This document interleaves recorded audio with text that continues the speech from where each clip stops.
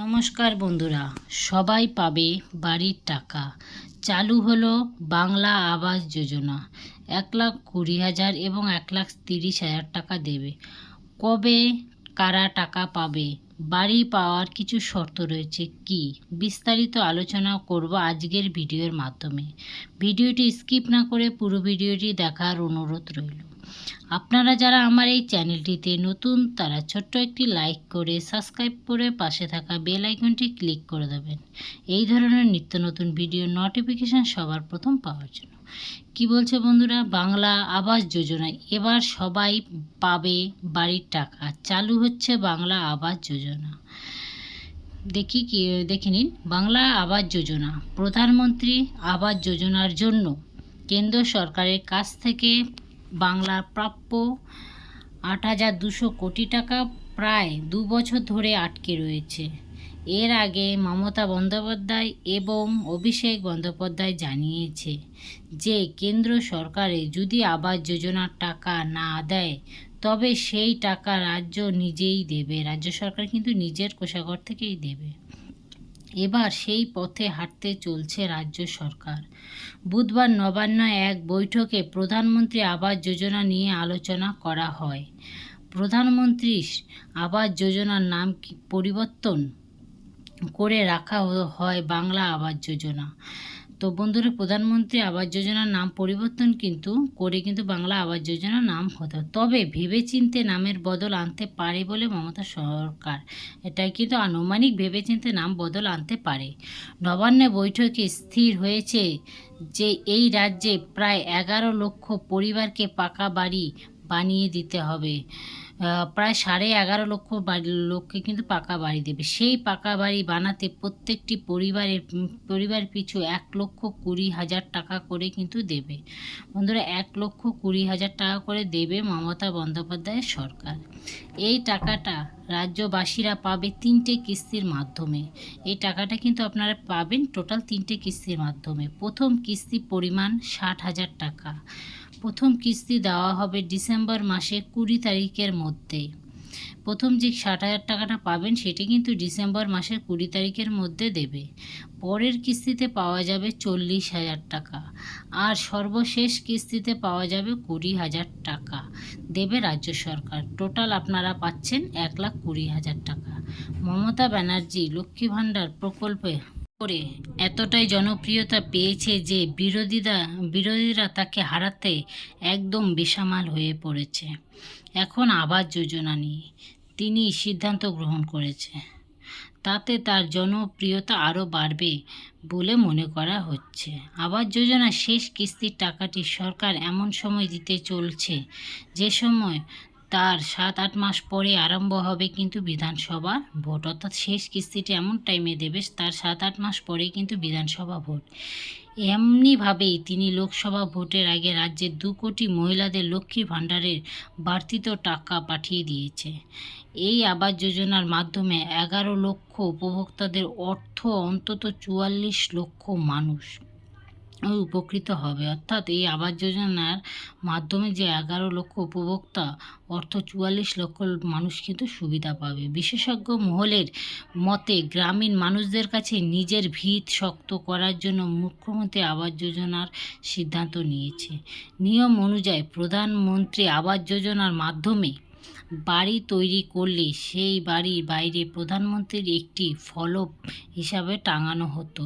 এখন হয়তো বা সেই ফলকে এবার মুখ্যমন্ত্রী মমতা ব্যানার্জির ছবি থাকবে। নবান্ন থেকে খবর পাওয়া গেছে যে এই বাংলা আবাস যোজনা প্রার্থীদের বাছাইয়ের ক্ষেত্রে খুব সতর্কতা অবলম্বন করবে রাজ্য সরকার।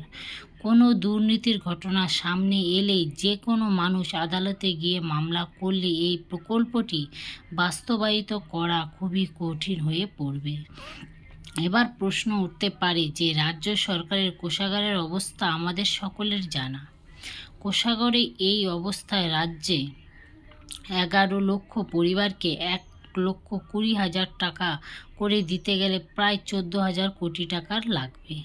সেই ক্ষেত্রে 11,20,000 টাকা করে যদি আপনার 11 লক্ষ পরিবারকে দেয়, সেই ক্ষেত্রে কিন্তু 14,000 কোটি টাকা লাগবে। আর সেই টাকা কিভাবে দেবে রাজ্য সরকার? উত্তরে বলা হয়েছে, মোট টাকার মধ্যে চলিত আর্থিক বছরের বাজেট থেকে অর্ধেক টাকা এবং বাকি টাকা বরাদ্দ হবে আগামী বছর আর্থিক বছরের বাজেট থেকে। অর্থাৎ অর্ধেক টাকাটা কিন্তু এই বছরের বাজেট থেকে পাচ্ছেন এবং আর বাকি অর্ধেক টাকাটা আগামী বছর বাজেটের মধ্যে পাচ্ছেন। কবে সমীক্ষা শুরু হবে? ডিসেম্বর মাসে প্রথম কিস্তির টাকা দেওয়ার আগে কারা বাড়ির টাকা পাবে তা যাচাই করার জন্য বাড়িতে সমীক্ষা করতে আসবে। গাইডলাইনে বলা হয়েছে 21শে অক্টোবর থেকে 30শে অক্টোবরের মধ্যে বাড়ি বাড়ি গিয়ে ঘুরে সমীক্ষা করা হবে এবং যারা বাড়ি টাকা পাওয়ার যোগ্য তাদের নাম লিস্টে অন্তর্ভুক্ত করা হবে। অর্থাৎ 21শে অক্টোবর থেকে 30শে অক্টোবরের মধ্যে বাড়ি বাড়ি গিয়ে কিন্তু সমীক্ষা করা হবে। যারা যোগ্য তাদের নাম কিন্তু লিস্টে অন্তর্ভুক্ত করা হবে। 14ই নভেম্বর ক্রস চেকিং করা হবে এবং 21 থেকে 27 নভেম্বরের মধ্যে বিডিও এবং এসডিও জেলা শাসন অফিসের সামনে বা ওয়েবসাইটে যারা বাড়ি পাবে তাদের তালিকা থাকবে। অর্থাৎ 14ই নভেম্বরের মধ্যে ক্রস চেকিং কিন্তু কমপ্লিট হচ্ছে। 21 থেকে 27শে নভেম্বরের মধ্যে বিডিও এবং এসডিওতে কিন্তু আপনাদের নামের তালিকা থাকবে। যদি কারো কোনো অভিযোগ থাকে তখন তা জানতে পারবে। তারপর 13ই ডিসেম্বরের মধ্যে জেলা স্তরে ফাইনাল নামের লিস্ট অনুমোদন হবে। যাদের নাম ফাইনাল লিস্টের মধ্যে থাকবে তারা 20 ডিসেম্বরের মধ্যে প্রথম কিস্তির 60,000 টাকাটা কিন্তু ব্যাংক অ্যাকাউন্টে পাঠানো হবে। অর্থাৎ যাদের নাম ফাইনাল লিস্টে থাকবে তারা কিন্তু 20 ডিসেম্বরের মধ্যে 60,000 টাকা ব্যাংক অ্যাকাউন্টে পাঠাবে। এবার টাকা পাওয়ার কিন্তু কিছু শর্ত রয়েছে। কি কি শর্ত? বাংলা বাড়ি প্রকল্পে টাকা পাওয়ার কিছু শর্ত রয়েছে, সেগুলো কি কি? 1. বাড়িতে 3 বা 4 চাকার গাড়ি অথবা 3 বা 4 চাকার কৃষি যন্ত্রপাতি থাকা চলবে না। এই থাকলে কিন্তু আপনারা পাবেন না। মাসিক অর্থাৎ মাসে আপনার 15,000 টাকার বেশি আয় করে এরকম পরিবারে বাড়ি টাকা পাবে না। অর্থাৎ 15,000 টাকার বেশি যদি আয় থাকে সেই পরিবারও কিন্তু বাড়ি পাবে না। যে সকল পরিবার কোনো সদস্য আয়কর দেন অর্থাৎ ইনকাম ট্যাক্স পে করে সেই বাড়ি কিন্তু পাবে না। যাদের 2.5 একর বা তার বেশি সেচযুক্ত কৃষি জমি রয়েছে তারাও টাকা পাবে না। আবার যাদের 5 একর বা তার বেশি অসেচযুক্ত কৃষি জমি রয়েছে তারাও বাড়ির টাকা পাবে না। বাড়িতে আগের থেকে পাকা বাড়ি বা অন্য কোনো সরকারি ঘর থাকলেও কিন্তু বাড়ির টাকা পাবে না। পরিবারে কেউ সরকারি ঘর পেলে সেই পরিবারের নতুন সদস্য বাড়ি পাবে না। উপভোক্তাদের যদি অন্য জায়গায় হস্তান্তর করা হয়ে যায় তাহলেও বাড়ি পাবে না। উপভোক্তা যদি নমিনি ছাড়া মারা যায়, দেখা গেল কেউ মারা গেছে কিন্তু নমিনি রাখিনি, সেই ক্ষেত্রেও পাবে না। বাড়িতে মাছ ধরার বোট থাকলেও কিন্তু টাকা পাবে না। আপনারা সবাই জানেন কিষাণ ক্রেডিট কার্ড, যার মাধ্যমে লোন দেওয়া হয়। এই কিষাণ ক্রেডিট কার্ডে লোনের পরিমাণ 50,000 টাকার বেশি হলে কিন্তু আবার বাড়ি পাবে না।